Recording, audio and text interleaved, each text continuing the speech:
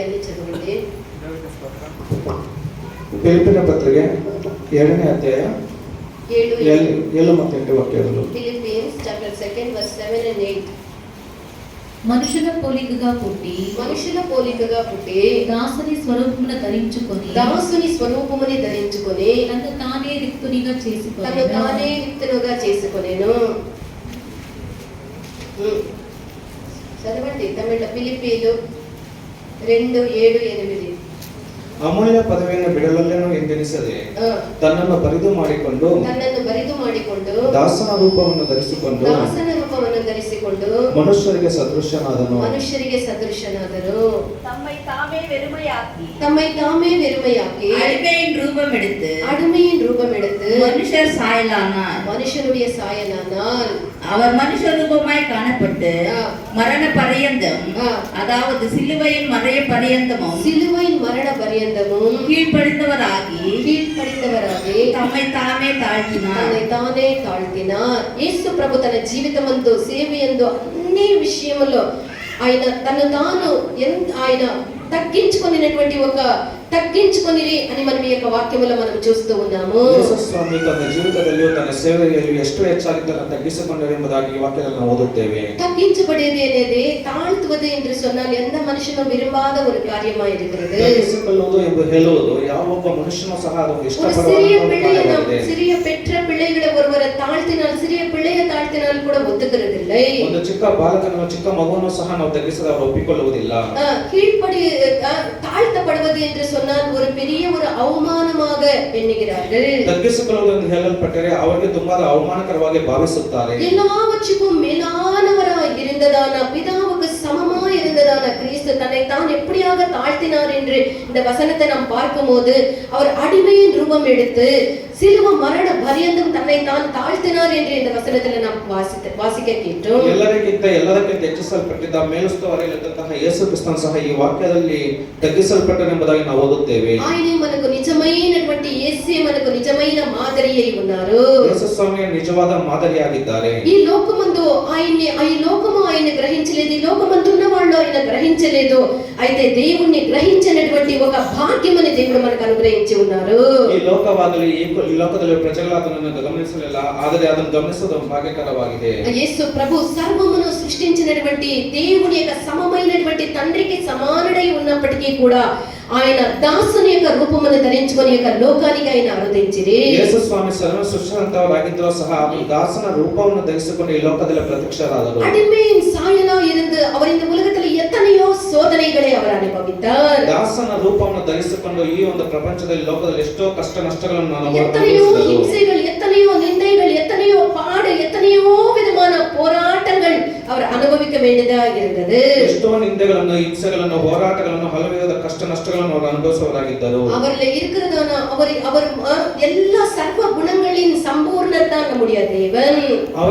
ದೇವರ ಸರ್ವಗುಣ ಸಂಪೂರ್ಣತೆಯೇ ನಮ್ಮ ದೇವರಾಗಿದ್ದಾರೆ. அவருடைய அழகே அவருடைய பரிசுத்தம், ಆತನ ಅಂದ ಚಂದವೇ ಆತನ ಒಂದು ಪರಿಶುದ್ಧತೆ, அவருடைய அழகே அவருடைய కీழ்పడిదల్, ಆತನ ಅಂದ ಚಂದವೇ ಆತನ ಒಂದು ದೀನತೆಯಾಗಿದೆ. ఈ విధముగా ఆయన వర్ణించడానికి శక్యము కానన్ని దివ్య గుణాలు కలిగినటువంటి దివ్య సుందరుడై ఉన్నాడు మన యేసు.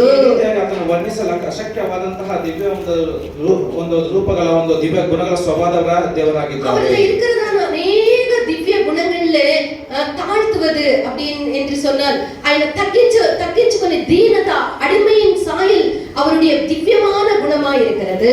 ಅವರಲ್ಲಿರುವಂತಹ ಅನೇಕ ದಿವ್ಯ ಗುಣಗಳಲ್ಲಿ ತಗ್ಗಿಸಿಕೊಳ್ಳುವುದು ಆತನ ಒಂದು ದಿವ್ಯ ಗುಣವಾಗಿದೆ. సామాన్యముగా ఏమీ లేనటువంటి వాడు తగ్గించుకునేది అగదు. ಸಾಮಾನ್ಯವಾಗಿ ಏನು ಇಲ್ಲದವರು ತಗ್ಗಿಸಿಕೊಳ್ಳುವುದು. అయితే సర్వముని సృష్టించి సర్వముని తన ద్వారా సర్వము తన కొరకై సర్వాన్ని సృష్టించినటువంటి దేవుడు అంతగా తగ్గించుకునేది అనేది అది సాధారణమైనటువంటి ఒక విషయం కాదు. ಸರ್ವವನ್ನು ಸಕಲವನ್ನು ತನ್ನ ಮೂಲಕವನ್ನು ಉಂಟು ಮಾಡಲ್ಪಟ್ಟಂತಹ ದೇವರು ಅದನ್ನು ತಗ್ಗಿಸಿಕೊಳ್ಳುವುದು ತುಂಬಾ ಒಂದು ದೊಡ್ಡದಾಗಿದೆ. ದೇವನಿಗೆ ಸಮಮಾயிருந்தவராய் இருக்கிறார். ಅವರು ತಂದೆಯಾದ ದೇವರಿಗೆ ಸಮಾನವಾದ ದೇವರಾಗಿದ್ದಾರೆ. ಮಹಿಮೆಯು ಘನವೂ நிறைந்தவராய் இருக்கிறார். ಮಹಿಮೆಯು ಘನತೆಯು ತುಂಬಲ್ಪಟ್ಟಂತಹ ದೇವರಾಗಿದ್ದಾರೆ. దేవుడు అవ్విధమాయి இருந்ததான ஒரு தேவன் எல்லா மகிமையும் சகல கனங்களையும் சகல மகிமையும் விட்டு தன்னை தானே வெறுமையாக்கி தாசனுடைய கோலம் தரித்திரனுடைய கோலத்தை தரித்து இந்த உலகத்துக்கு வர வேண்டியது என்று சொன்னால் அது மிகவும் மனுஷனால கூடாத ஒரு காரியம். அது நம்முடைய தேவன் நமக்காக செய்தார். ಆ ರೀತಿಯಾಗಿ ಸಕಲವನ್ನು ಪ್ರತಿಷ್ಠೆಯನ್ನು ಐಶ್ವರ್ಯವನ್ನು ಘನತೆಯನ್ನು ಎಲ್ಲವನ್ನು ಬಿಟ್ಟು ಬರುವುದು ನಮಗೋಸ್ಕರ ಬರುವುದು ಅದು ದೊಡ್ಡ ದೇವರ ಒಂದು ದೊಡ್ಡ ಒಂದು அது ಕಾರ್ಯವಾಗಿದೆ. மாத்திரமல்லாமல் ஒண்ணுத்துக்கு ஒதுவாத இருக்கிறதான மனிதர்கள் பாவிகளான மனிதர்கள் அவரை அவமதித்தார்கள், ಆದರೆ ಯಾವುದಕ್ಕೆ ಕೆಲಸ ಬಾರಂತಹ ನರ ಮನುಷ್ಯರು ಸಹ ದೇವರನ್ನು ಅವಮಾನಿಸಿದರು, அவரை நிந்தித்தார்கள், ಆತನನ್ನು அவரை ದುಃಖಪಡಿಸಿದರು, பரிசுத்தமான முகத்திலே உமிழ்ந்தார்கள், ಆತನ ಪರಿಶುದ್ಧವಾದಂತಹ ಮುಖದ ಮೇಲೆ ಉಗುಳಿದರು, அவருக்கு கொடுக்கக்கூடத்தக்கதான எல்லா ಹಿಂಸೆகளும் அவருக்கு கொடுத்தார்கள். ಆತನ ಕೊಡಬಾರದ ಎಲ್ಲಾ ಕಷ್ಟಗಳನ್ನು ಆತನಿಗೆ ಕೊಟ್ಟರು. ఆఖరిలో ఆయన సిలువలో వేసిరి.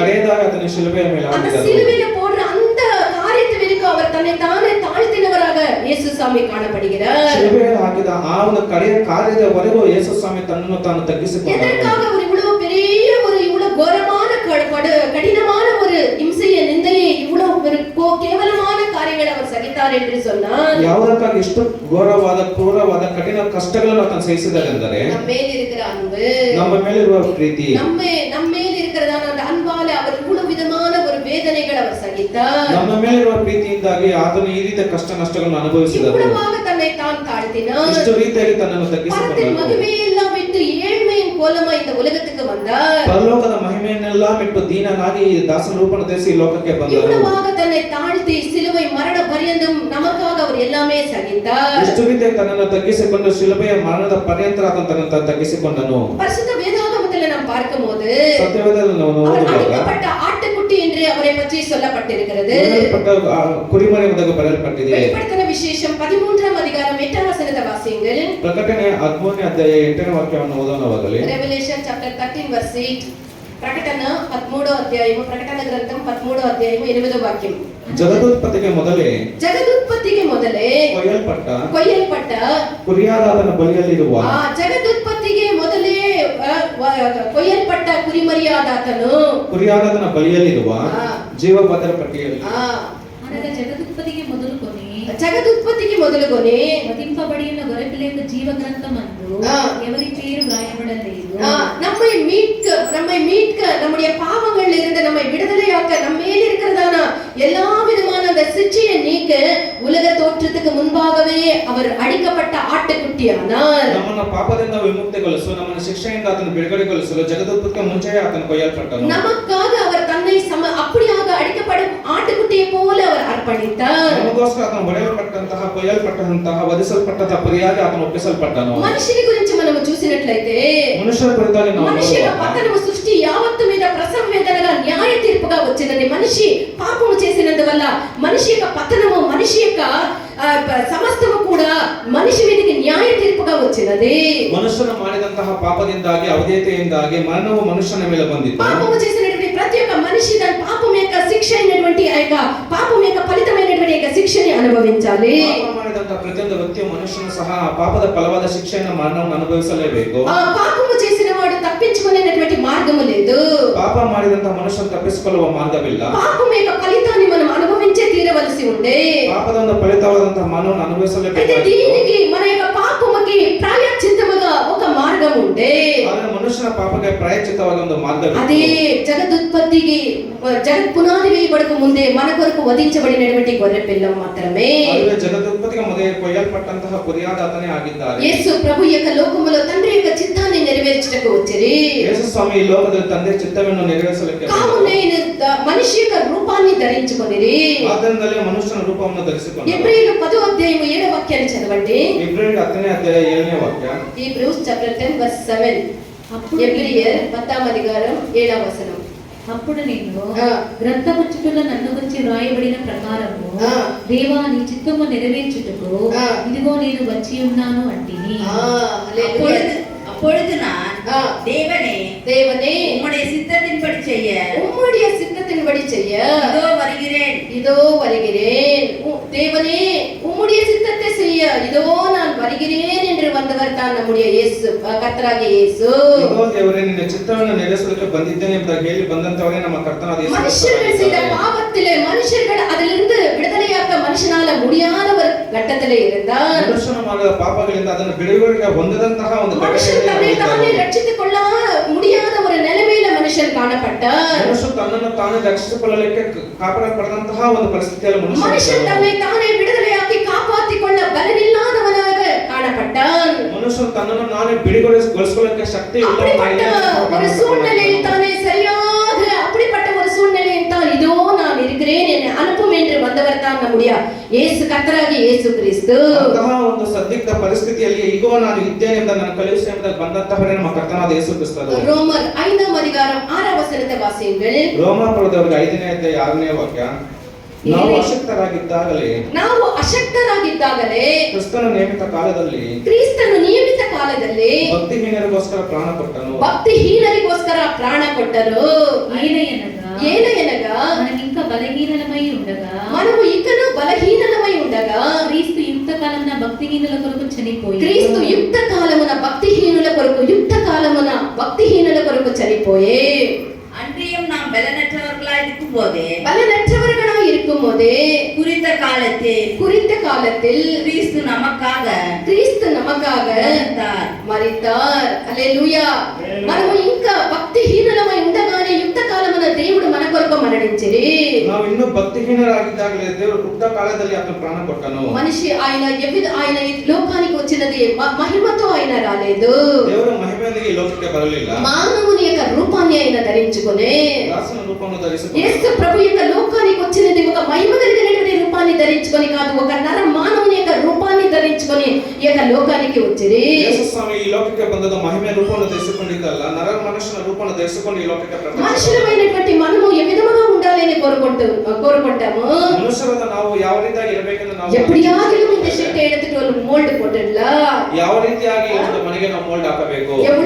மனுஷனுக்கு எப்படி எல்லாம் ஆசை இருக்கும், ಮನುಷ್ಯನಿಗೆ ಯಾವ ರೀತಿಯಲ್ಲಿ ಆಸೆ ಇರುತ್ತದೆ. எப்படியாகிலும் இந்த தகரங்களை எல்லாம் எடுத்துட்டு ஒரு மோல்ட் போட்டா எவ்வளவு நல்லமா இருக்கும். ಯಾವ ರೀತಿಯಾಗಿ ಅದು ಈ ತಗಡುಗಳನ್ನು ಎತ್ತಿಬಿಟ್ಟು ஒரு மைண்ட்ஸ் வீடு இல்லாமல் ஒரு சொந்தமான வீடு வாங்கணும் என்று ஒரு மனுஷனுக்கு ஆசையா இருக்கும். ಮೈನ್ಸ್ ಮನೆ ಇಲ್ಲ ಅಲ್ಲದೆ ಒಂದು ಸ್ವಂತ ಮನೆಯನ್ನು ಪಡೆಯಲಿಕ್ಕೆ ಆತನಿಗೆ ಇಚ್ಛಿಸುತ್ತಾನೆ. எப்படிப்பட்ட ஒரு ஏழைங்க கூட ஒரு காலத்துல எங்க தாத்தாவுடைய தாத்தா ஒரு பெரிய வாழ்ந்தவர்கள் அந்த வரலாறை சொல்லும்போது நிஜமாகவே ஒரு ராஜவம்ச பாரம்பரியத்திலிருந்து வந்த வரலாறு சொல்லுகிறார்கள். அது உண்மையோ பொய்யோ நமக்கு தெரியாது.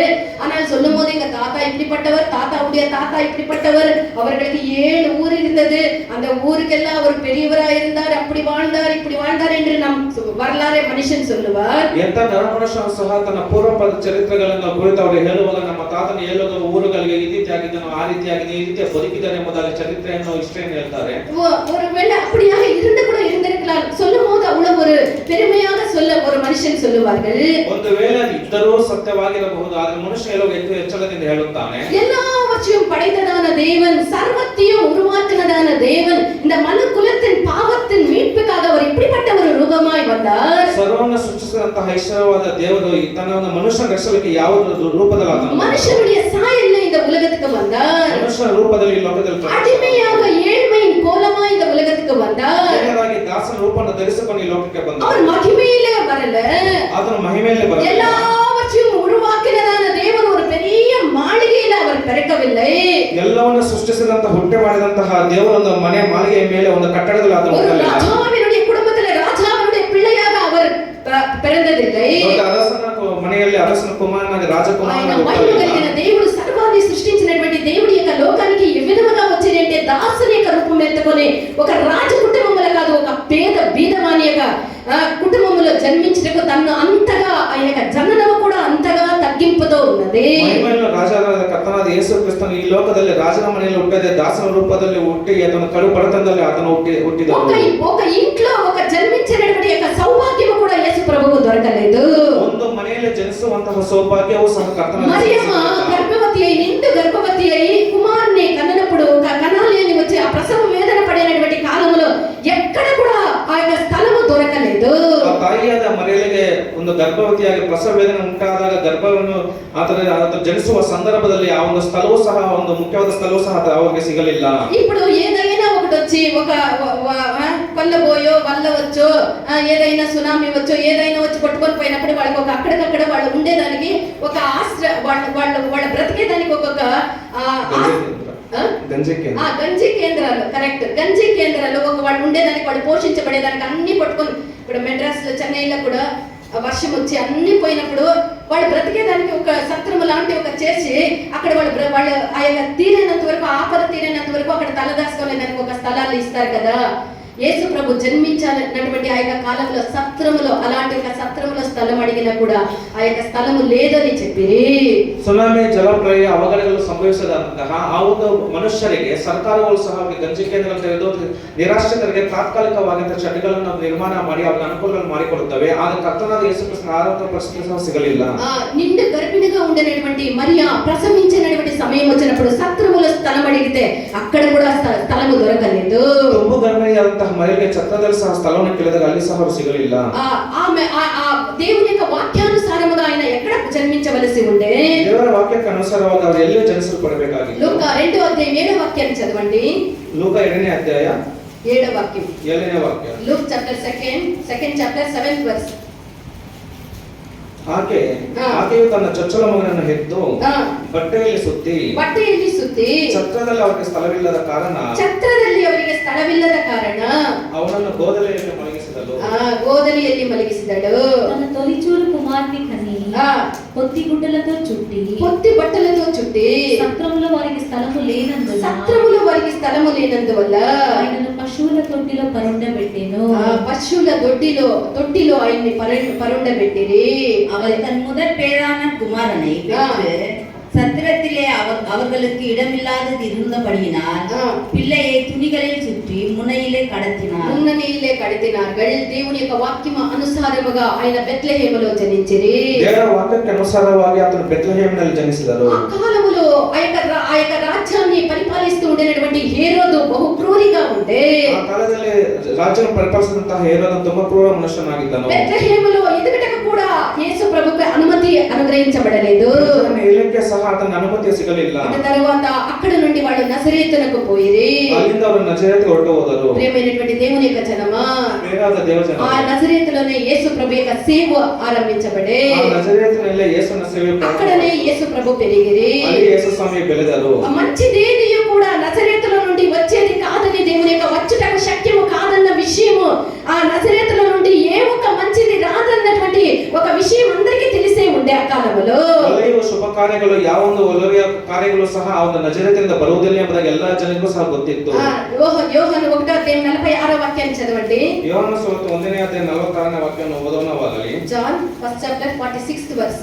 అందుకు నతానియేలు నజరేతులో నుండి మంచిదేదైనా రాగలదా అని అతన్ని అడుగగా వచ్చి చూడమని ఫిలిప్పు అతనితో చెప్పాను.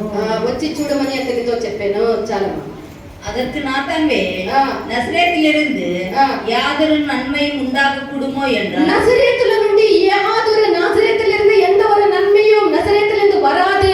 ప్రియమైనటువంటి దేవుని జనమ, అలాంటి ఒక ప్రాంతంలోనే యేసు ప్రభు తన యొక్క పెరిగి తన యొక్క సేవని ఆరంభించిరి. ಒಳ್ಳೆಯದಾದ ನಜರೇತಿನಿಂದ ಬರುವುದಂತೆ ಎಂಬುದಾಗಿ ಆ ರೀತಿ ಹೇಳಲ್ಪಟ್ಟಿದೆ. ಆದರೆ ಯೇಸು ಸ್ವಾಮಿ ಸಹ ಆ ಒಂದು ಸ್ಥಳದಲ್ಲಿ ಬೆಳೆದು ಅಲ್ಲಿಂದ ಒಳ್ಳೆ ಶುಭ ಕಾರ್ಯವನ್ನು ಅಲ್ಲಿಂದ ಪ್ರಾರಂಭಿಸಿದರು. ఆయన సేవ చేసేదానికి ఆరంభించినప్పుడు అతని యొక్క స్వంత జనులే స్వంత గ్రామములనే ఆయన్ని అవహేళన చేసిరి. ಸೇವೆ ಮಾಡಲು ಪ್ರಾರಂಭಿಸಿದಾಗ ಆತನ ಸ್ವಂತ ಜನ, ಸ್ವಂತ ಸ್ಥಳದವರು ಆತನನ್ನು ಅವಮಾನಿಸಿದರು. ಅಯ್ಯೋ వీడ ఎట్ల వాని కొడుకు కదా, ಅಯ್ಯೋ ಇವರು ಆ ಯೋಸೇಫನ ಬಡಗೆಯ ಮಗನಲ್ಲವೇ, ఇతను బడిగియ మగనల్లవే. ఇతను చదవండి ఆ వాక్యాన్ని. మత్తయి సువార్త 13వ అధ్యాయం 55వ వాక్యం నుండి చదవండి. మత్తయి సువార్త 13ನೇ అధ్యాయ 55ನೇ వాక్యದಿಂದ ఓదనవాಗಲಿ. ఇతడు వడ్లవాని కుమారుడు కాడా, ఇతని తల్లి పేరు మరియా కాదా, యాకోబు యోసేపు సీమోను యూదాయను వారు ఇతని సహోదరులు కాదా, యాకోబు యోసేపు సిమియోను అనేటువంటి వాళ్ళు ఇతని యొక్క సహోదరులే కారా, ఇతని సోదరి మనులందరూ మనతోనే ఉన్నారు. మణిలు కూడా ఉన్నారు. చూడండి మణిలు ఎంత బాగుండారో.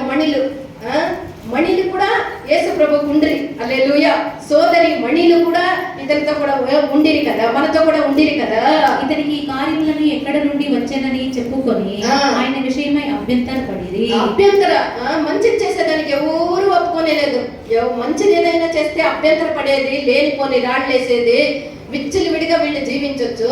మంచి దేవుడైనా చేస్తే వాళ్ళ మీద రాయిలు వేసేది, వాళ్ళ అభ్యంతరపరిచేది ఇది ఈ కాలంలో కాదు, అకాలం నుండి నడుచుకొని వచ్చినటువంటి కార్యమే.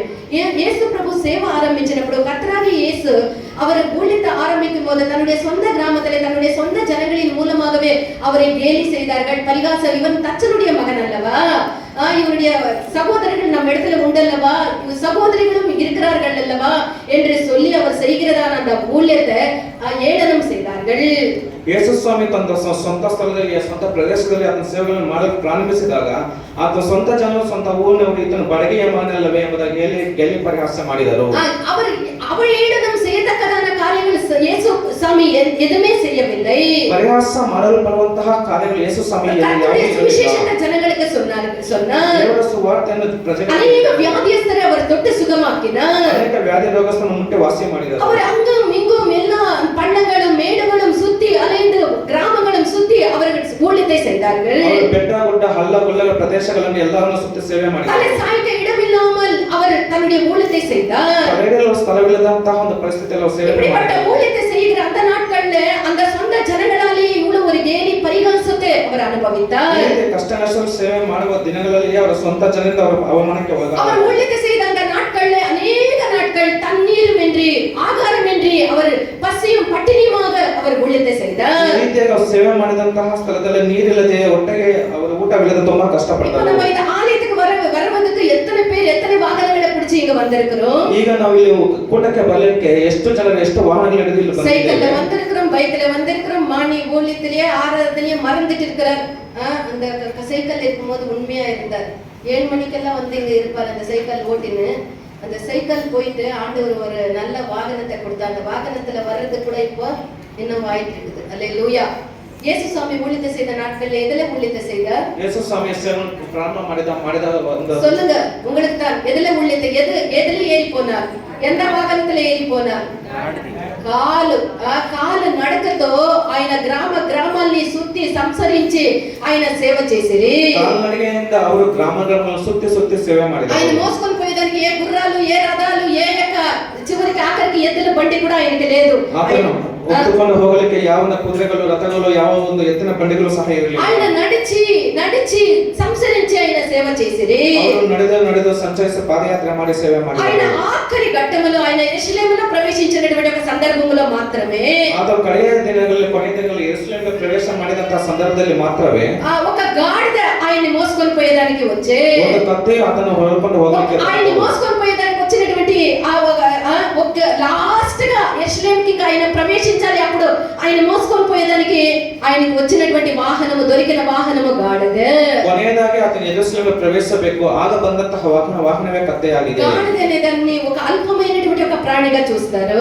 ಕತ್ತೆ ಎಂಬುದನ್ನು ಅದನ್ನು ಕತ್ತೆ ಎಂಬುದಾಗಿ ಅಲ್ಪವಾಗಿ ನೋಡುತ್ತಾರೆ. நாம் திட்ட வேண்டும் என்று சொன்னார். ಯಾರನ್ನಾದರೂ ಬೈಯಬೇಕು. நல்ல ஞானிய நம்ம கழுதை என்று சொல்றதில்ல, புத்தி இல்லாதவர்களை புத்தி இல்லாத கழுதையை என்று திட்டுவோம் அல்லவா. ಜ್ಞಾನಿಯನ್ನು ಹೊರತುಪಡಿಸಿ ಬುದ್ಧಿ ಇಲ್ಲದವನನ್ನು ಅಜ್ಞಾನಿಯನ್ನು ಕತ್ತೆ ಎಂಬುದಾಗಿ ಹೇಳುತ್ತೇವೆ. புத்தி இல்லாத குதிரையே ரதமே என்று நாம் திட்டுவோமா? ಬುದ್ಧಿ ಇಲ್ಲದ ಕುದುರೆ ರಥ ಎಂಬುದಾಗಿ ಹೇಳುತ್ತೇವೆ. ఒక పనికి మాలిన ఒక ప్రాణి అని ఒక గాడిదని పిలుస్తారు. ಕೆಲಸಕ್ಕೆ ಬಾರದ ಒಂದು ಕತ್ತೆ ಎಂಬುದಾಗಿ ಆ ಕತ್ತೆಯನ್ನು ಕರೆಯುತ್ತೇವೆ. గాడిద మీద ఏం మోసుకొని పోతుంది? ಅಂದ್ರೆ ಗಾಡಿ ತನ್ನ ಮೇಲೆ ಏನನ್ನು ಹೊತ್ತುಕೊಂಡು ಹೋಗುತ್ತೆ. பழைய காலத்துல நம்ம பார்க்கும்போது ಹಳೆಯ ಕಾಲದಲ್ಲಿ ನಾವು ನೋಡುವಾಗ உப்பு மூட்டை, கழுத மேல உப்பு மூட்டை போட்டுன்னு ஊரு வந்து ಉಪ್ಪು ಬಿಚ್ಚಲು போவாங்க. ಹಿಂದಿನ ಕಾಲದಲ್ಲಿ ಕತ್ತೆಯ ಮೇಲೆ ಉಪ್ಪನ್ನು ತುಂಬಿಕೊಂಡು ಗೋಣಿ ಚೀಲದಲ್ಲಿ ಮಾರುತ್ತಾ ಬರುತ್ತಿದ್ದರು. అన్ని మురికి బట్టల్ని మోసుకొని పోయి ఉతికేదానికి ఆ యొక్క గాడిద మీద ఆ యొక్క బట్టల్ని మోపుతారు. మురికి బట్టల యొక్క మూటని మోపుతారు. బట్టలను ಅದರ ಮೇಲೆ ಹೊತ್ತುಕೊಂಡು ಮೂಟೆ ಕಟ್ಟಿಕೊಂಡು ಹೋಗಿ సర్వముని సృష్టించినటువంటి సృష్టికర్త అయినటువంటి తండ్రికి సమానుడిగా ఉండేటువంటి క్రీస్తు ఆయన ఆఖరిగా ఆయన్ని మోసుకొని పోయేదానికి దొరికినటువంటి వాహనం యొక్క గాడిదై ఉండే, ಸೃಷ್ಟಿಸಬಹುದಂತಹ ಕರ್ತನಾದ ಯೇಸು ಕ್ರಿಸ್ತನವರು ಆತನ ಕೊಂಡುಕೊಂಡು ಹೋಗಲಿಕ್ಕೆ ಅಥವಾ ಹೊತ್ತುಕೊಂಡು ಹೋಗಲು ಬಂದಂತಹ ಪ್ರಾಣಿ ಕತ್ತೆಯಾಗಿದೆ. ಜನలకు ఎంతో మేలు చేసి, ಜನలకు ఆకలి తీర్చి, వాళ్ళ వ్యాధుల్ని స్వస్థపరిచి, వాళ్ళ యొక్క కష్టాల్లో, వాళ్ళ నష్టాల్లో, వాళ్ళ బాధల్లో వాళ్ళు సహాయం చేసినటువంటి ఆ యొక్క ప్రజల వల్ల యేసు ప్రభువుకు దొరికినటువంటి కార్యమేమనగా, ಎಷ್ಟೋ ಜನ ಮೇಲನ್ನು ಒಳ್ಳೆಯದನ್ನು ಮಾಡಿ ಸೇವೆಯನ್ನು ಮಾಡಿದಂತಹ ದೇವರಿಗೆ ಕಡೆಯದಾಗಿ ಸಿಕ್ಕಿದ ఆ మనుషుల వల్ల కీడే దేవునికి కీడే అనుభవించే విధముగా వాళ్ళు చేసిరి. ಆ ಮನುಷ್ಯನ ಕೇಡೆ ಉಂಟಾಗುವಂತೆ ಆಯಿತು. చివరికి ఒక మనిషిని ఏ విధముగా ఒక పాపిని నేరము తీరుస్తారో ఆ విధముగా ఆయన దోషిగా నేరస్తుల్లో ఒకనగా ఆయన న్యాయం తీర్చి చివరికి ఆయన ఇచ్చినటువంటి ఆ మనుషులు ఇచ్చినటువంటి ఆ దుర్మార్గులైనటువంటి ఆ మనుషులు ఇచ్చినటువంటి తీర్పు సిలువలో ఈయన్ని వేలాడేయాలి అన్నటువంటి తీర్పుని ఇచ్చింది. ಅಪರಾಧಿಯ ಕೊಡುವಂತಹ ತೀರ್ಪಿನ ರೀತಿಯಲ್ಲಿ ದುಷ್ಟಗೆ ಕೊಡುವಂತಹ ಶಿಕ್ಷೆಯ ರೀತಿಯಲ್ಲಿ ಆ ಶಿಲುಬೆ ಮನವನ್ನು ಅದನ್ನು ನೀಡಿದರು. சர்வமுனை சிருஷ்டிச்ச எல்லாவற்றையும் உருவாக்கின தேவன் இந்த மனுஷன் கைக்கு தன்னை தான் ஒப்பு கொடுத்தார். ಸರ್ವವನ್ನು ಸೃಷ್ಟಿಸಿದಂತಹ ದೇವರು ಈ ನರ ಮನುಷ್ಯನಿಗೆ ತನ್ನನ್ನು ತಾನೇ ಒಪ್ಪಿಸಿಕೊಟ್ಟರು. అనేక జీవితంలో అనేక శోధనలు, అనేక బాధలు, అనేక నిందలు, అనేక అవమానాలు, అనేక వేదనల్ని దాటుకొని అనుభవించి ఆయన పోవలసి ఉండే. ತನ್ನ ಜೀವಿತದಲ್ಲಿ ಅನೇಕ ಕಷ್ಟ ನಷ್ಟಗಳು ನಿಂದೆಗಳನ್ನು ಅವಮಾನಗಳನ್ನು ಭರಿಸಿ ಹೋಗಬೇಕಾಗಿತ್ತು. సుఖములో అందరూ కూడా ఉంటారు, కష్టములో కూడా ఉండే వాళ్ళే నిజమైనటువంటి వాళ్ళు. ಸುಖದಲ್ಲಿ ಎಲ್ಲರೂ ಜೊತೆಗಿರುತ್ತಾರೆ, ಕಷ್ಟದಲ್ಲಿ ಜೊತೆಗಿರುವವರೇ ನಿಜವಾದವರು. ప్రాణానికి ప్రాణముగా ప్రేమించినటువంటి శిష్యులు కూడా యేసు ప్రభువుని పట్టుకున్న తర్వాత వాడు కూడా యేసు ప్రభువుని వదిలిపెట్టి పారిపోయిరే. ಪ್ರಾಣಕ್ಕೆ ಪ್ರಾಣಿಯಾಗಿ ಪ್ರೀತಿಸಿದಂತಹ ಶಿಷ್ಯರು ಸಹ ಯೇಸು ಸ್ವಾಮಿಯನ್ನು ಹಿಡಿದುಕೊಳ್ಳಲ್ಪಟ್ಟ ನಂತರ ఆయన ఏర్పరచుకున్నటువంటి ఆ యొక్క శిష్యుల 12 మందిలో ఒకడైనటువంటి యూదాసు 30 నాణ్యములకు యేసు ప్రభువునే శత్రువులకి అమ్మి వేసేటటువంటి వాడుగా ఉండే. ಏರ್ಪಡಿಸಿದಂತಹ ಯೂದನ ಶಿಷ್ಯನಾದ ಯೂದನು ಸಹ 30 ಬೆಳ್ಳಿ ನಾಣ್ಯಗಳಿಗೆ ಆತನ ಮಾರಲ್ಪಟ್ಟವನಾಗಿ ಕಾಣಲ್ಪಟ್ಟನು. మహాయాజకులు రోమా అధికారులు పిలాతు చేరి యేసుని సిలువలో వేయటకు నిర్ణయించిరి. ಮಹಾಯಾಜಕರು ರೋಮದವರು ಪಿಲಾತರು ಅವರು ಯೇಸು ಸ್ವಾಮಿ ಶಿಲುಬೆಯಲ್ಲಿ ಹಾಕಲಿಕ್ಕೆ ನಿರ್ಧಾರ ಮಾಡಿದರು. సిలువలో వేసేదానికి ముందు యేసు ప్రభువుని ముఖము మీద ఆయన్ని ఉమిసి దాడి వెంట్రుకలు పెరిగి దున్నివాను సాళ్ల వలె ఆయన యొక్క వీపును దొన్ని ఎంతగా హింసించాలనో, ఎంతగా అవమానించాలనో, ఎంతగా యాతన పెట్టాలనో అంతగా పెట్టిరి. ಶಿಲುಬೆಗೆ ಹಾಕುವುದಕ್ಕೆ ಮುಂಚಿತವಾಗಿ ಆತನ ಮುಖದ ಮೇಲೆ ಉಗುಳಿ ಮುಲ್ಲಿಕೆ ಇಟ್ಟು ಎಷ್ಟು ಹಿಂಸೆ ಪಡಿಸಕೋ, ಎಷ್ಟು ಅದನ್ನು ನೋವು ಪಡಿಸಕೋ ಅಷ್ಟೆಲ್ಲ ಕಷ್ಟವನ್ನು ಆತನು ಕೊಟ್ಟರು. తలపైన ముండ్ల కిరీటము 2 ఇంచుల ముండ్లు కలిగినటువంటి ఆ కిరీటముని అల్లి యూదులకు రాజు అని చెప్పి ఆ యొక్క ముండ్ల కిరీటముని తల మీద దించిరి. 7 ಇಂಚಿನ ಮುಳ್ಳನ್ನು ಅದನ್ನು ಕಿರೀಟವಾಗಿ ಇಟ್ಟು ಅದನ್ನು ತನ್ನ ತಲೆಯ ಮೇಲೆ ಒತ್ತಿ ಅದನ್ನು ಯೆಹೂದ ರಸನವು ನೀನೇ ಎಂಬುದಾಗಿ ಗೇಲಿ ಮಾಡಿದರು. ఆ యొక్క తలలో నుండి ఆయన యొక్క పరిశుద్ధమైనటువంటి రక్తము కారిపోతూ ఉండే. ಆತನ ಪರಿಶುದ್ಧವಾದ ತಲೆಯಿಂದ ಪರಿಶುದ್ಧ ರಕ್ತವು ಹರಿದು ಹೋಗುತ್ತಾ ಇತ್ತು. ఆయన యొక్క వీపు ఏ విధముగా ఉండే. ಆತನ ಬೆನ್ನು ಯಾವ ರೀತಿಯಾಗಿತ್ತು? உழுதுகிறவன் எப்படியாக ஒரு பூமியை உழுதினால் அது சாரலாக இருக்குமோ, உழுதுகிறவன் போல அவருடைய முதுகு ஆகிவிட்டது. ರೈತನು ಯಾವ ರೀತಿಯಾಗಿ ಭೂಮಿಯನ್ನು ಉತ್ತುತ್ತಾನೋ ಆ ರೀತಿ ಉತ್ತುವ ರೀತಿಯಲ್ಲಿ ಆ ಬೆನ್ನು ಕಾಣಲ್ಪಟ್ಟಿತು. இருக்கிற ரத்தம் எல்லாம் அவருடைய தேகத்துல இருக்கிற ரத்தம் எல்லாம் வெளியே வந்தது. ಇದ್ದ ರಕ್ತವೆಲ್ಲ ಅದು ದೇಹದಿಂದ ಹೊರಗೆ ಹೋಗಿತ್ತು. ఆఖరికి ఆ యొక్క రక్తముతో కూడా నీళ్లు కూడా ఆయన యొక్క శరీరంలో ఉండే నీళ్లు కూడా బయటికి వచ్చేనంతగా ఆ దుర్మార్గులు యేసు ప్రభువుని కొట్టిరి. ಕಡೆಯದಾಗಿ ಆ ರಕ್ತದಲ್ಲಿ ನೀರು ಸಹ ಆಚೆ ಬರುವ ರೀತಿಯಲ್ಲಿ ಆತನಿಗೆ ಅವರು ಹಿಂಸೆ ಕೊಟ್ಟರು. దొంగల మధ్య ఒక దొంగగా తీర్పు తీర్చి ಕಳ್ಳನ ಮಧ್ಯದಲ್ಲಿ ಒಬ್ಬ ಕಳ್ಳನ ರೀತಿಯಾಗಿ ಆತನಿಗೆ ಒಂದು ತೀರ್ಪನ್ನು మోయలేనంత భారముని ఆయన సిలువని ఆయన మీద మోపి ಹೊರಲಾದಂತಹ ಒಂದು ಭಾರವನ್ನು ಶಿಲುಬೆಯನ್ನು ಆತನ ಮೇಲೆ ఆయన ಇಟ್ಟು దొంగల మధ్య ఒక దొంగగా ఆయన అన్యాయమైనటువంటి తీర్పిచ్చిరి. ಕಳ್ಳನ ಮಧ್ಯದಲ್ಲಿ ಒಂದು ಕಳ್ಳನ ಕೊಡುವ ರೀತಿಯಲ್ಲಿ ಆತನ ತೀರ್ಪನ್ನು ఈ సందర్భములో కూడా ఆయన తన దైవ నీతిని ఆయన పాలించిరి. ಏನಂತ ಕಠಿಣವಾದ ಸಂದಿಗ್ಧ ಪರಿಸ್ಥಿತಿಯಲ್ಲೂ ಸಹ ಆತನ ದೈವ ನೀತಿಯನ್ನು కూడా దేవుని నీతి அவர் நிறைவேற்றினார். ಆ ಒಂದು ಪರಿಸ್ಥಿತಿಯಲ್ಲೂ ಸಹ ದೈವ ನೀತಿಯನ್ನು ಅವರು ಪಾಲಿಸಿದರು. அவர்கள் செய்தவர்களுக்கு ஒரு மாறான ஒரு காரியமும் செய்யாம அந்த சிலுவை மரண பரியந்தம் தன்னை தான் தாழ்த்தினார். ಆ ಒಂದು ಪರಿಸ್ಥಿತಿಯಲ್ಲೂ ಸಹ ಅವರು ಕೇಳನ್ನು ಅವರು ಬಯಸದೆ ಒಂದು ಶಿಲುಬೆಯನ್ನು ಅದಕ್ಕೆ ಒಪ್ಪಿಸಿಕೊಟ್ಟು ಅದಕ್ಕೆ ಅದೇ ರೀತಿಯಾಗಿ ನಡೆದುಕೊಂಡು ಹೋದರು. அந்த வேதனை தாங்க முடியாத ஒரு வேதனையா இருந்தது. ಆ ವೇದನೆಯು ತಾಳಲಾರದಂತಹ ಒಂದು ಸಂಕಟವಾಗಿದೆ. பிதாவாகிய தேவன் தன்னுடைய முகத்தை திருப்பிக் கொண்டார் என்கிற வேதனை இயேசு சாமிக்கு ஒரு பெரிய ஒரு வேதனையா இருந்தது. ದೇವರು ತನ್ನ ಮುಖವನ್ನು ಮರೆಮಾಚಿಕೊಂಡರು ಎಂಬುದೊಂದು ಸಹ ಅದೊಂದು ದೊಡ್ಡ ಒಂದು ದುಃಖವಾಯಿತು. எல்லா வேதனைகளை பார்க்கிலும் தன் சரீரத்தில் அனுபவித்த வேதனை பார்க்கிலும் பிதாவாகிய தேவன் தன்னுடைய முகத்தை திருப்பிக் கொண்டிருக்கிறார் என்கிற வேதனை தாங்க முடியாத ஒரு வேதனையா இருந்தது. ಎಲ್ಲಾ ವೇದನೆಗಳಿಗಿಂತಲೂ ತಂದೆಯಾದ ದೇವರು ತನ್ನ ಮುಖವನ್ನು ಕಾಣಿಸಲಿಲ್ಲವಲ್ಲ ಎಂಬುದೊಂದು ದುಃಖ ವೇದನೆ ಅದನ್ನು ದೊಡ್ಡದಾಗಿ ಕಾಣಲ್ಪಟ್ಟಿತು. Matthew chapter 27 verse 46 மத்தேயு சுவிசேஷம் 27ஆம் அதிகாரம் 46ஆம் வசனத்தை வாசிங்க. 9ஆம் மணி நேரத்தில் இயேசு ஏலி ஏலி லாமா சபக்தானி என்று மிகுந்த சத்தமிட்டு கூப்பிட்டார். அதற்கு என் தேவனே என் தேவனே என் தேவனே என் தேவனே ஏன் என்னை கைவிட்டீர் என்று அர்த்தமாம். ఇంచుమించు 3 గంటలప్పుడు యేసు ఏలీ ఏలీ లమా సబక్తాని అని బిగ్గరగా కేక వేసెను. ఏలీ ఏలీ లమా సబక్తాని అని బిగ్గరగా కేక వేసెను. మాటకు నా దేవా నా దేవా నా దేవా నా దేవా ఎందుకు చెయ్యి విడిచితివని అర్థము. నా దేవా నా దేవా నన్నెందుకు చెయ్యి విడిచితివని బిగ్గరగా 3 గంటల సేపు తర్వాత ఆయన బిగ్గరగా కేక వేసే ನನ್ನ ದೇವರೇ ಯಾಕೆ ನನ್ನನ್ನು ಕೈ ಬಿಟ್ಟಿದ್ದೀರಿ ಎಂಬುದಾಗಿ ಸುಮಾರು 3 గంటలకు ఆతను ఆ రీతిగా మహాధ్వనిಯಿಂದ ఒక కూగిದರು. పాపినైనా దుర్మార్గునైనా తాగుబోతునైనా హత్య చేసేవాడినైనా కూడా ఒక న్యాయమైన విధముగా ఒక సమాధి చేస్తారు. ಪಾಪಿಯನ್ನು ದುರ್ಮಾರ್ಗನನ್ನು ದುಷ್ಟನನ್ನು ಆ ಘೋರಕೃತ್ಯ ಮಾಡಿದನ್ನು ಸಹ ಒಂದು ನ್ಯಾಯ ರೀತಿಯಲ್ಲಿ ಅದನ್ನು ಸಮಾಧಿ மரித்த ಮಾಡುತ್ತಾರೆ. பின்பு அந்த சடங்கு ஒரு நல்ல ஒரு விதமாக ஒரு மரியாதை கனமாக அந்த அடக்கல் ஆராதனை செய்வார்கள். ಅವರು ಮರಣಿದ ಸಮುದಾಯ ಒಂದು ಶುಭ ರೀತಿಯಲ್ಲಿ ಒಳ್ಳೆಯ ರೀತಿಯಲ್ಲಿ ಆತನಿಗೆ ಒಂದು ಘನಕಾರ್ಯವನ್ನು ಮಾಡುತ್ತಾರೆ. ஆனா இயேசு பிரபு அவர் மரித்த போது ಆದರೆ ಯೇಸು ಸ್ವಾಮಿಯು இயேசு சாமியுடைய அந்த அடக்கலம் எப்படியா இருந்தது? ಯೇಸು ಸ್ವಾಮಿಯ ಸಮಾಧಿ ಮಾಡುವ ಕ್ರಿಯೆ ಯಾವ ರೀತಿ ఆయన చనిపోయినప్పుడు ఏ మర్యాదలు ఏ ఘనతలు ఏ పద్ధతులు ఆయనకి చేయలేదు. మరణిಸಿದಲ್ಲಿ ಯಾವ ಒಂದು పద్ధతిಗಳು ಶ್ರೇಷ್ಠದ ಕಾರ್ಯಗಳು శిష్యులు ಮಾಡಲಿಲ್ಲ. కూడా ఆ యొక్క ఆయన్ని వదిలిపెట్టి పారి పరిగెత్తి తెలియకుండా పరిగెత్తి పోయి ఉండిరి. ಶಿಷ್ಯರು ಅದನ್ನು ಬಿಟ್ಟು ಓಡಿ ಹೋಗಿದ್ದರು. అధికారులు ఆయన యొక్క సమాధిని ఆయన యొక్క మరణించినటువంటి యొక్క శవాన్ని సమాధి చేసేదానికి ఆసక్తిని చూపలేదు. ಆ ಒಂದು ಅಧಿಕಾರಿಗಳು ಸಹ ಮನುಷ್ಯನಂತ ಯೇಸು ಕ್ರಿಸ್ತನನ್ನು ಸಮಾಧಿ ಮಾಡಲಿಕ್ಕೆ ಅವರ ಇಷ್ಟವನ್ನು ತೋರಿಸಲಿಲ್ಲ. యేసు ప్రభుకి రహస్య శిష్యులు ఉండిరి.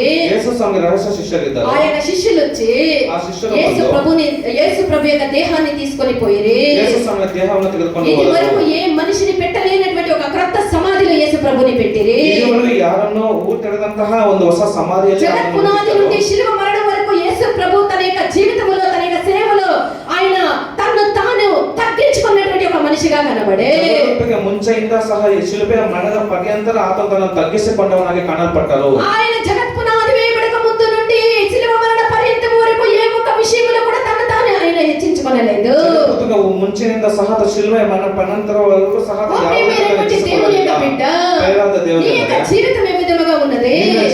అన్ని పాపాలు చేసి అన్ని దోషాలు చేసి నన్ను గణపరచాలి, నా ఘనతల మహిమలు కొద్దిగా తక్కువైతే ఆ స్థలంలోనే నేను ఉండలేదని నువ్వు తలస్తూ ఉన్నావే.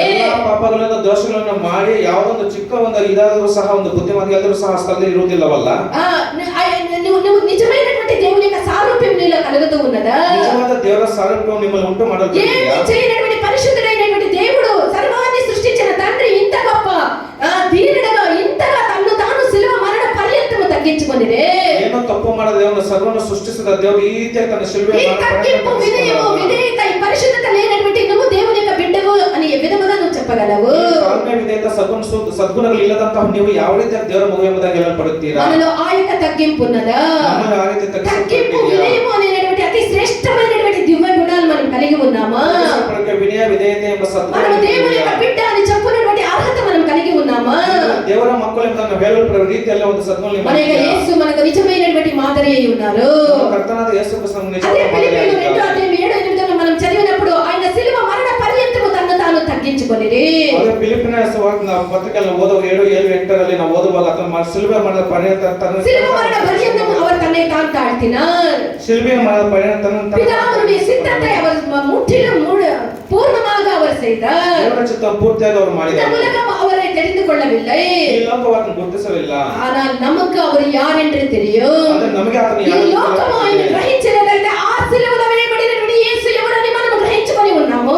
ಈ ಲೋಕವನ್ನು ಗುರುತಿಸಲಿಲ್ಲ, ಆದರೆ ಶಿಲುಬೆಯಲ್ಲಿ ಮರಣಿಸಿದಂತಹ ದೇವರು ಯಾರೆಂದು ನಮಗೆ ತಿಳಿಯಲ್ಪಟ್ಟಿದೆ. ఈ అరణ్య యాత్రలో మన యొక్క పరుగుని జయముగా ముగించడానికి మన యొక్క దేవుడు మనతో కూడా ఉన్నాడు. ಈ ಅರಣ್ಯ ಯಾತ್ರೆಯಲ್ಲಿ ನಾವು ಒಂದು ಜಯಜೀತವನ್ನು ಮಾಡಲಿಕ್ಕೆ ఆయనే మన యొక్క మార్గదర్శి అయి ఉన్నాడు. ನಮ್ಮ ಮಾರ್ಗದರ್ಶಿ మన ಆಗಿದ್ದಾನೆ. యొక్క జీవితమందు ನಮ್ಮ ಜೀವಿತದಲ್ಲಿ ఆయనలో ఉండేటువంటి యొక్క తగ్గింపుని మనము నిజమైనటువంటి తగ్గింపుని నిజమైన వినయముని నిజమైనటువంటి విధేయతని పరిశుద్ధతని మనము మన జీవితంలో అలవటించుకుందాము. ನಮ್ಮ ನಿಜವಾದ ತಾಳ್ಮೆ ತಗ್ಗಿಸುವ ವಿನಯ ವಿಧೇಯತೆಯನ್ನು ನಾವು ಅಳವಡಿಸಿಕೊಳ್ಳೋಣವಾಗಲಿ. తను తాను తగ్గించుకున్నటువంటి యేసు ప్రభుని ತನ್ನನ್ನು ತಾನೇ తండ్రి ತಗ್ಗಿಸಿಕೊಂಡು అయినటువంటి దేవుడు అన్ని ఆకాశముల కంటే పైగా హెచ్చించి ದೇವರು ಎಲ್ಲಾ ಉನ್ನತ ಆಕಾಶ అన్ని నామముల కంటే పైనామముని ఆయనకి ఇచ్చారు. ಎಲ್ಲಾ ನಾಮಕ್ಕಿಂತ ಮೇಲಾದ ನಾವು ಆತನಿಗೆ ನೀಡಿ ప్రియమైనటువంటి దేవుని యొక్క బిడ్డ ಪ್ರೇರಾದ ದೇವಜನರೇ, తగ్గించుకునే వాడిని హెచ్చించే దేవుడు. ತಗ್ಗಿಸಿಕೊಳ್ಳಲು ಹೆಚ್ಚಿಸುವ ದೇವರು. ఈ లోకము తగ్గించడానికి ఒప్పుకునేది లేదు. ಈ ಲೋಕವು ತಗ್ಗಿಸಲ್ಪಡೋದಕ್ಕೆ ఈ ಒಪ್ಪಿಕೊಳ್ಳುವುದಿಲ್ಲ. లోకంలో అన్ని ఘనతలు మర్యాదలు మహానములు హెచ్చింపుల్ని చూసి పరిగెత్తేటటువంటి లోకము. ಈ ಲೋಕದ ಘನತ ಮಾನ ಮರ್ಯಾದೆಗಳನ್ನು ನೋಡಿ ಓಡಿ ಹೋಗುವಂತಹ మనము ಪ್ರಜೆಗಳು. దేవుని యొక్క పిల్లలమై ఉన్నాము. ನಾವು ದೇವರ ఈ ಮಕ್ಕಳಾಗಿದ್ದೇವೆ. లోకము ఈ యొక్క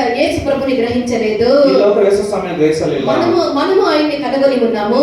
ನಾವು ಆತನ ఆయనలో ఉండేటటువంటి అదే దివ్య గుణాలు, అదే తగ్గింపు, అదే వినయము, అదే పరిశుద్ధత, ఇదే నిజమైనటువంటి మనము ధ్యానించి ఆయన వలె మనం మారి ఆయన వచ్చినప్పుడు ఆయన ఎదుర్కొని పోవాల్సినదే నిజమైనటువంటి ఒక కార్యము దేవుడు మనకి సిలువలో ఆయన చేసినటువంటి కార్యము ద్వారా ఎదురు చూసినటువంటి ఫలితమై ఉన్నది. ಆತನಲ್ಲಿರುವಂತಹ ಸದ್ಗುಣಗಳು, ವಿನಯ ವಿಧೇಯತೆ, ಒಳ್ಳೆಯ ನಡತೆಗಳು ನಾವು ಸಹ ಆತನ ಬರವಣಿಗೆಯಲ್ಲಿ ಕಾಣಲ್ಪಡಕ್ಕೆ ನಮಗೆ ಸಹಾಯ ಮಾಡುತ್ತದೆ. ఈ లోకమంతయు కూడా కేవలము మాయే. ಈ ಲೋಕಗಳು ಕೇವಲ ಮಾಯೆಯಾಗಿದೆ. ఈ లోకములో ఉన్నవన్నీ కూడా మాయే. ಈ ಲೋಕದಲ್ಲಿರುವ ವಸ್ತುಗಳೆಲ್ಲ దేవుడు మనకు ಮಾಯೆಯಾಗಿದೆ. అనుగ్రహించినదే నిజమైనది.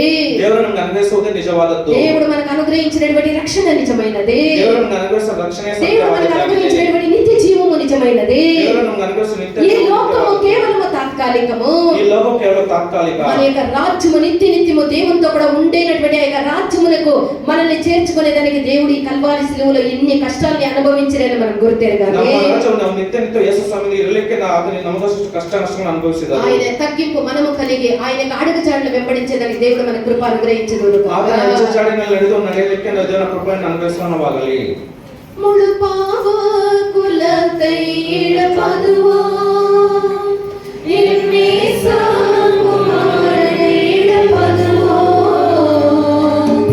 இரண்டில் மத்தியில் மிகும் இருக்காப்பட்டவில் உமாரானை பலியாகி நிறையா.